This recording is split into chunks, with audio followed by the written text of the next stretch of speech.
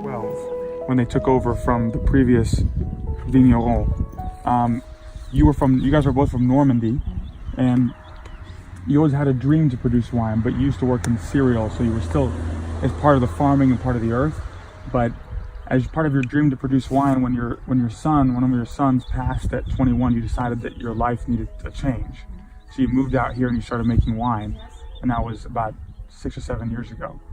7 years ago. Seven years ago. In 12. So right. 7 years ago.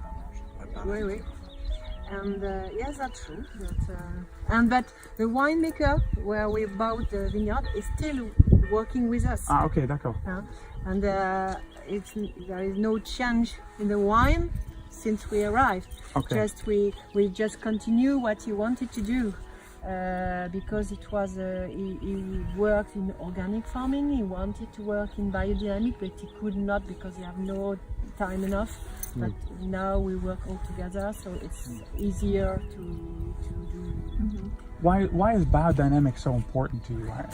We think wines are different. We think it's not biodynamic is very difficult to explain. Because it's not a scientific way of doing, but we just see what happens, and we think wine and vines are different in biodynamic farming. You can taste it more than in organic. It's more than organic. Yes, we think, but it's not a problem. But we have to wait for the wine to be ready. It takes more time to do a good wine in biodynamic farming.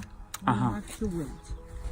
These are the youngest vines, but their oldest ones are 60. She said that she wouldn't ever consider an old vine under 40 years old. So I got some high standards. No water for the vines. You don't give the vines water. No, it's not allowed. In Napa Valley, everybody gives the vines water. So it's very different. Why is that important? Why is dry farming important? We will have more yield and the wine will be less concentrated and less good. Yes. And in our way of farming, we have to take care of nature and to make the nature do what it wants.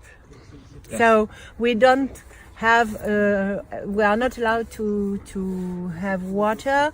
In organic farming we are not allowed to use pesticides, we are not allowed to use insecticides. Chinon Blond is the appellation. Yes. Okay. The main differences between the Chinon appellation and the others around is that a lot of humanists came here and developed philosophies on how to live well and live in tune with the earth, eat well, drink well. So there's a certain romanticism that brings people to Chinon.